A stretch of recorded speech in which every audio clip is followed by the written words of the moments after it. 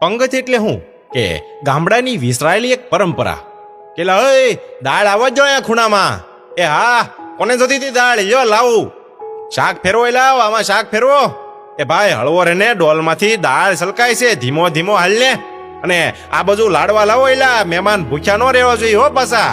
અરે એમ હાલતું હોય છે યાર, અડધો તો લેવો જ પડે ને તમારો લાડવો. એલા આ તો ના પાડે છે, પકડજો બે હાથાના, ખવડાવેલા તું તારે મૂક મોઢામાં. આહા, હું પંગત જામતી હોય કે આવા વાક્યો લગભગ દરેક પંગતમાં સાંભળવા મળે ને મળે જ. પંગતની આ ખરી મોજ હતી. પંગત એટલે કે સમૂહમાં કતારબંધ જમવા બેસવું. પરંતુ આ જમણવાર શરૂ થાય ને એ પહેલાની તૈયારીઓ પણ ગજબની હતી હો.